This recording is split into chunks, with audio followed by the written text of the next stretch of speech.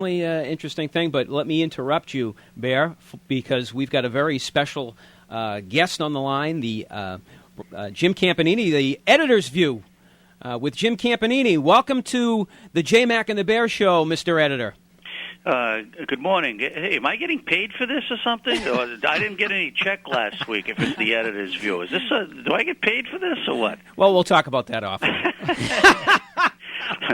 Well, I don't know if you guys saw the breaking news this morning about Dr. Chris Augusta Scott. It's been on the Sun website. Have not? Why don't you tell us?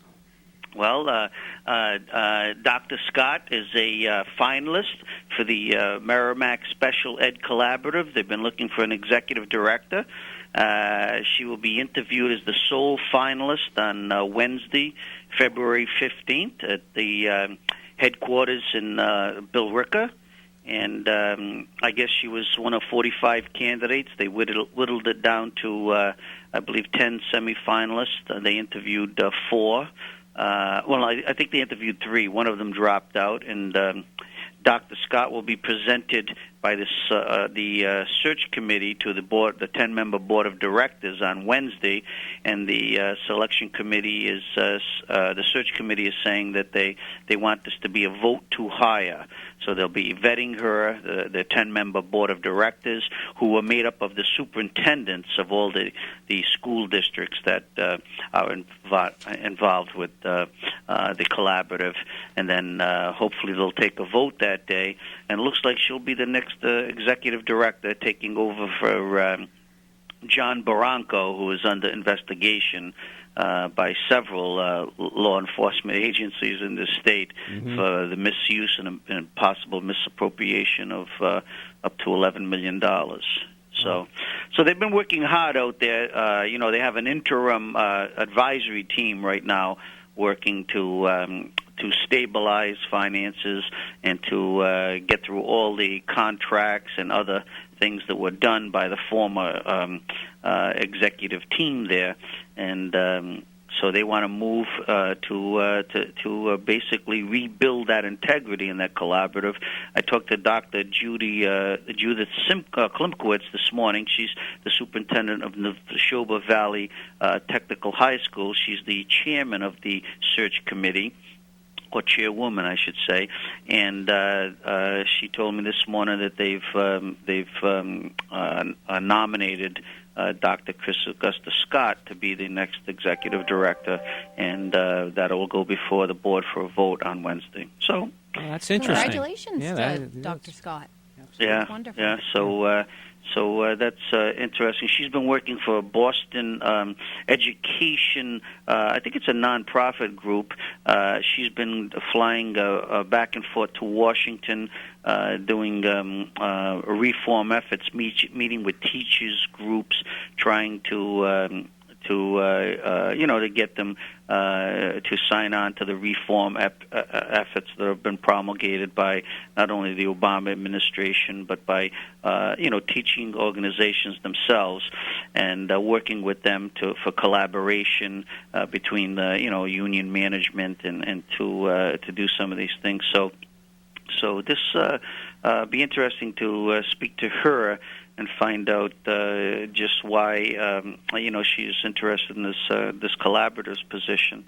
But I think it'd be interesting. Well, she does live in Cambridge now with her husband, so it'll be interesting to get her comments on this. Very interesting story. Very interesting. Yeah. How come Lowell can't get talent like that? I think they had talent like that. I think they had it, but for reasons that we still don't know. Right. They keep the school committee says that she broke off negotiations when obviously the school committee took a vote to extend a contract to her, and they just couldn't. I think. Get done with that, and we saw in the election results, I think, what the people thought about their decision to do that. So, well, that's interesting. So, what else is the Lowell Sun working on this weekend? Well, I guess we have a few things. The downtown, as you know, has become an issue, and what is taking place in the downtown. Last night we had a very bad incident at the I guess it was the Club 44. It seems that the city leaders have to address this immediately and corral this, because we're trying to create a good environment and atmosphere for people to come into the city. We have some great restaurants and we have a great environment. But one incident like this, and what happened last week with the two men from Westminster who were beaten up and needed hospital attention. I mean, that could ruin all the good work that people have worked so hard for, and plus the good restaurant owners and bar owners who are dedicated to policing their places and doing the right things. So I think. We're working on some stories and talking to some people, and we'll have a story in this weekend's newspaper looking at some of those issues. But I don't know if I've never been downtown at 2:00 in the morning.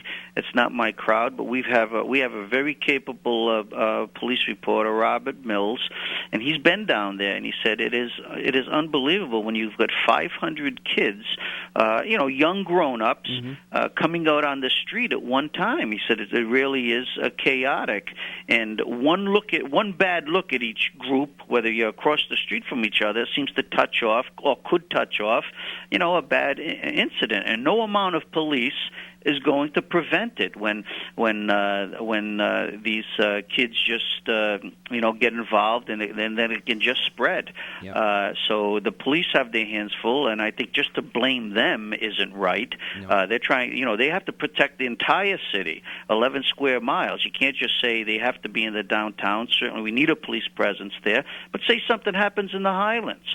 I mean, those people need protection too. Yep. So this is not only a police issue. It's got to start at the bar, okay, where the people who own the bars, the managers who are paid to supervise what takes place in their bars. Wait staff have to be certified. You have to identify people who I think have had too much to drink and shut them off. Mm-hmm. And be cognizant of the broader picture that when these people go out into the street, if they're tipsy or looking for a fight, that it could ruin. As someone said to me, it could ruin all the good things that have happened in Lowell. So from the city council, the licensing commission, residents, the downtown residents, not fair to them. They came into the downtown to live here. They like the environment, the downtown atmosphere. Why should they be up till 3:00 in the morning? They can't sleep because there's noise, there's broken bottles, there's other things that are going on. I mean, so we have to strike a balance here between the people who want to come in and enjoy the downtown, the restaurant owners who are making an investment, but also the people who are trying to make a home here in the downtown. Yeah, there's no question. I mean, I think this is an issue we got to jump on. We got to jump on it right away. We have an incredibly unique city, and we've got a lot of great people that have come in and invested in the downtown, and it's definitely something that we need to address right away. And give the Lowell Sun a lot of credit for jumping on this issue and drawing some attention to it. Jim, do you think by cutting back on the hours that will help the situation, or staggering hours for some of these places? I really don't know, George. Okay, but looking at it from talking to different people, I mean, as some people explained to me, Michael Gallagher, who deals with a lot, the attorney who used to be on the school committee, yes. He deals with a lot of alcohol liability issues.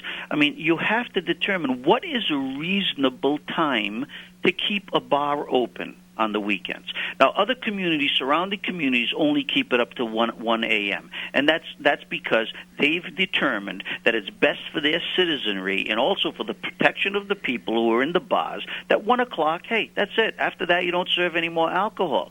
Now, Lowell has extended that to 2 a.m. Maybe that is not a reasonable time frame, and I say this in the context of the people that we are trying to attract to the downtown to live in our community. They need to have some they're a stakeholder in this too. So, I mean, I say, hey, maybe that's something to look at. Maybe okay, like you said, staggering those times. But I don't think over the long term staggering is going to help. All right, I think you have to make a determination. What is a reasonable hour to say, hey, you can consume alcohol, have a good time, but then at 1 a.m. or 2 a.m. you have to leave, because we got other people in this community that we have to recognize, and those are the stakeholders who live in the downtown, who are paying taxes, okay, and should have some level of comfort, okay, and satisfaction that their streets are safe, that they can sleep through the night, and that when they wake up in the morning, their cars or other property is not going to be, disturbed or destroyed. Yes. So a reasonable mind should come and set a reasonable hour and justify that hour. And from my standpoint right now, from what is happening, you're going to kill the golden goose if you let this continue to happen. And that's what the bar owners have to realize, because people will not come to Lowell, will not come to see the good places that we have if this is a continuing thing every weekend, that your son, daughter, or your wife or girlfriend could be harmed in any way from an incident like this. And I think the chancellor of UMass Lowell is also got to be a stakeholder in this, because he's got to be concerned. He's trying to build an environment where more and more of his students stay on campus on weekends. He wants them to come into the downtown to enjoy the downtown. But you know what? What if he says, "Hey, wait a minute, this is out of control. I can't, I can't do this," and he starts putting up, edicts or telling kids, "Hey, it's not safe. You might as well stay on campus and stuff." I hope it doesn't come to that. But one bad incident involving a UMass Lowell student could harm the campus environment. So everybody, I think, has got a stake in this. Yeah, including the average citizen. I mean, everybody's got to participate in this. Everyone has to be concerned and engaged in what's going on. And I think that, it's not only a downtown issue, it's a citywide issue, because, it'll negatively impact tourism, it'll negatively impact people who are interested in coming into the city. So I think that by jumping right on the issue, addressing it, and coming to some sort of resolution as soon as possible is the only way to go. Do you feel that if each of these establishments had their own security force, that could also be a factor to cut down on these incidences? Well, okay, I wouldn't say a security force, George, but I would say that they should live up to the letter of the law of the ordinance of this city, where they are supposed to have certified people in there. And when I say certified, they're supposed to be taking alcohol courses where they understand how they serve liquor, how to identify people who might be inebriated, and to shut them off. And they should go to the manager, who is also bar certified. Now, that's in the code. I wonder now, if we were to go around, and maybe this is the story that the Sun should do, find out how many of these people are certified. When they hire a waiter, just a waitress who comes in, or put someone behind a bar, I mean, are they just Mr. Friendly? Anybody who orders a drink gets served? No, there's a responsibility that comes with that job. Okay, and this is what I say, that they have to self-police. They should have a person at the door who's been commonly called a bouncer, who doesn't let people into that premises. Okay, if they detect that person has over-imbibed. Yeah. So that starts the problem right off the bat. Hey, wait a minute, you're not coming into this establishment. We have a responsibility, a liability. So is that message getting through to the people that these managers and bar owners or restaurant owners are hiring? So I think that is the licensing commission's job to make sure that is being filled to the letter of the law. I think in some cases this has been overlooked, and now maybe it's the time to just say, hey, this is what we want. This is what you have to do. So that's where it starts there. I don't think. Another good thing. Maybe we should put security cameras in the downtown. I'd hate to say it, because then you have privacy issues. But you know what? They do